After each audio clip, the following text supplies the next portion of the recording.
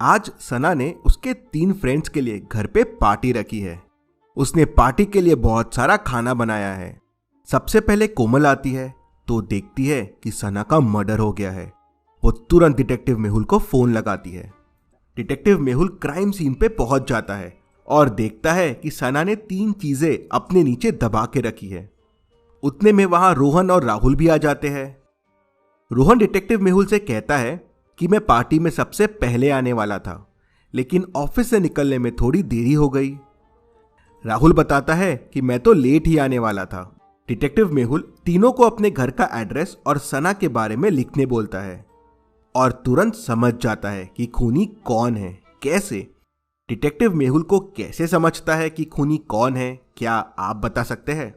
Clues और तीनों friends को ध्यान से देखिए और आपका आंसर मुझे कमेंट करके बताइए।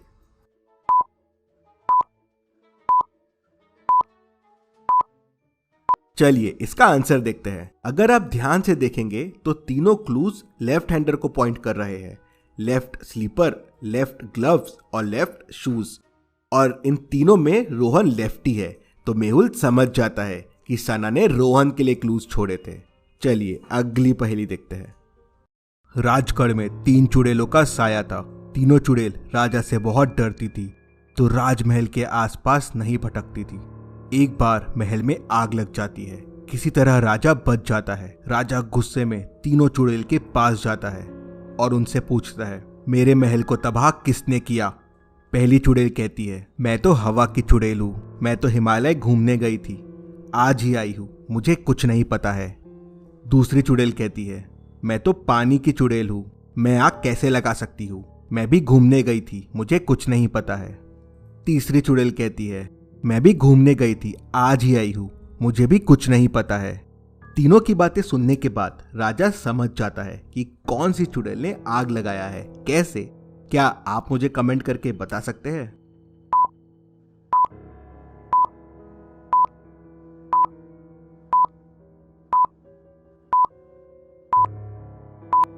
चलिए इसका आंसर देखते हैं।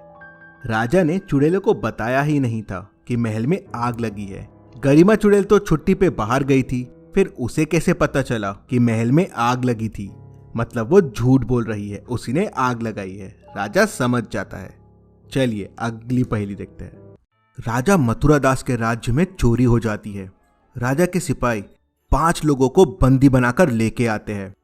पांचों कहते हैं, महाराज हमने चोरी नहीं की है। राजा मथुरादास का लड़का कहता है, पिताश्री मेरे पास एक उपाय है। मेरे पास ये जादुई लकड़ी है। ये लकड़ी चोर के घर में 2 इंच लंबी हो जाएगी। आज रात ये लकड़ी इन 5 लोगों को दे देते हैं। जिसने चोरी की होगी उसकी लकड़ी कल बड़ी हो जाएगी। 5 लकड़ी लेके घर चले जाते हैं। अगले दिन 5 वापस महाराज के पास लकड़ी लेके आते हैं। 4 लोगों की लकड़ी वैसे की वैसे ही रहती है, लेकिन एक की लकड़ी 2 इंच छोटी हो जाती है। महाराज को समझ में नहीं आता लकड़ी छोटी कैसे हो गई। क्या आप बता सकते हैं लकड़ी छोटी क्यों हो गई? क्योंकि चोर की लकड़ी तो बड़ी होनी चाहिए थी। ध्यान से सोचिए और मुझे आपका आंसर कमेंट करके बताइए।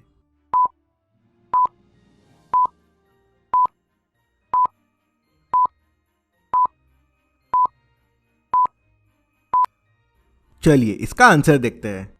चोर ने सोचा लकड़ी 2 इंच बड़ी हो जाएगी, तो क्यों ना मैं इसे पहले ही 2 इंच काट लूं, जिससे लकड़ी वापस पहले जैसी हो जाएगी। वो ये नहीं समझ पाया कि ये राजा के बेटे की चतुराई थी। ये कोई जादुई लकड़ी नहीं थी। जादू चला नहीं और लकड़ी बड़ी हुई नहीं। सैनिकों ने उसे पकड़ लिया। चलिए अगली पहेली देखते हैं। आपके सामने ये डिलीशियस पिज्जा रखा हुआ है, लेकिन ये पिज्जा बॉक्स ए के अंदर जाने वाला है। अब मैं इन पिज्जा बॉक्सेस को घुमाऊंगा। आपको बताना है पिज्जा कौन से बॉक्स के अंदर रहता है। तो चलिए शुरू करते हैं।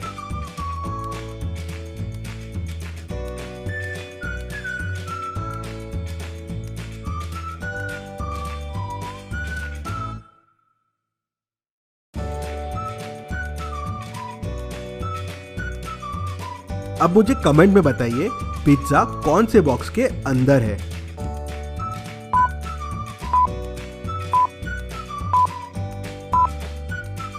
मैं आपको इसका आंसर लास्ट में बताऊंगा।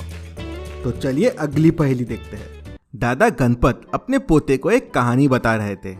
मैं पहले तिहाड़ जेल में पुलिस वाला था। कोई चोर मुझसे बच के वहां से भाग नहीं पाता था। एक बार की बात है, 3 चोर काफी टाइम से भागने का प्लान कर रहे थे। तीनों ने 12-12 घंटे के बाद भागने का प्लान किया।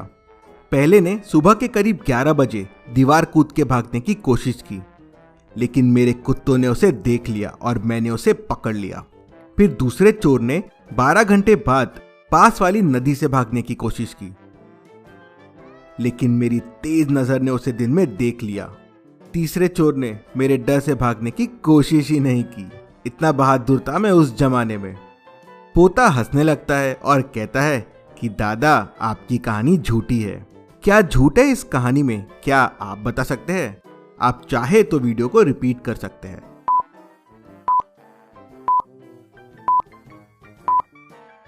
चलिए इसका आंसर देखते हैं।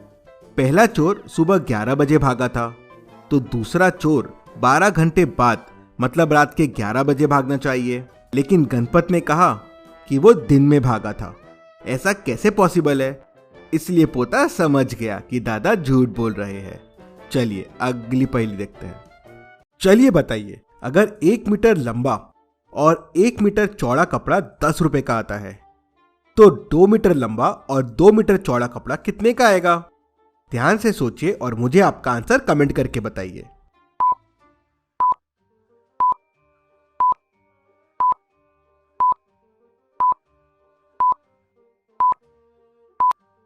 चलिए इसका आंसर देखते हैं।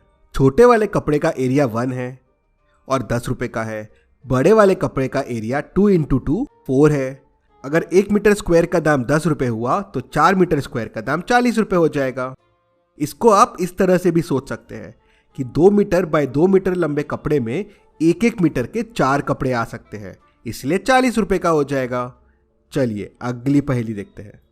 चलिए मैं अब आपसे बहुत ही इंटरेस्टिंग 5 पहेलियां पूछता हूँ। अकबर के समय आगरा में भयंकर बाढ़ आ गई थी। पूरा आगरा डूब गया था, लेकिन ताजमहल बच गया। बताओ कैसे?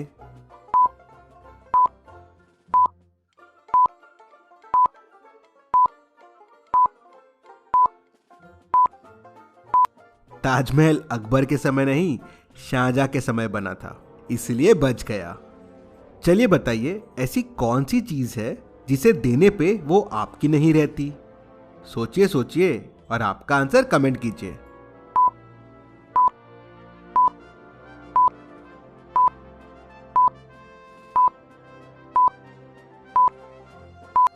और इसका सही जवाब है सीक्रेट। अगर आपने सीक्रेट किसी को बता दिया तो वो आपका थोड़ी ना रहेगा। चलिए बताइए, ऐसी कौन सी चीज है जो बारिश में चाहे जितनी भी भीग जाए लेकिन गीली नहीं हो सकती?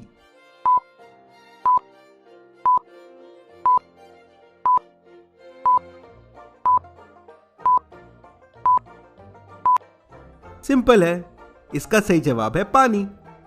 चलिए अब मुझे बताइए, अगर एक अंडा उबलने में 10 मिनट का समय लगता है तो 2 अंडे उबलने में कितना समय लगेगा?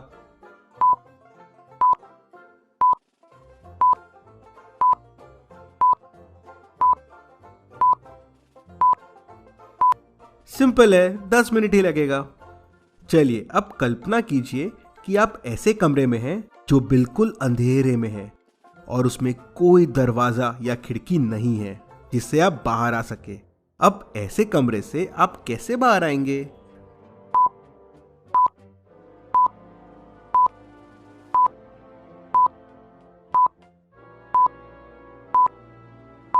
आप कल्पना करना बंद कर दीजिए। चलिए अगली पहेली देखते हैं। ध्यान से देखिए और मुझे बताइए, इनमें किसने टिकट नहीं ली है? ध्यान से सोचिए और मुझे आपका आंसर कमेंट करके बताइए।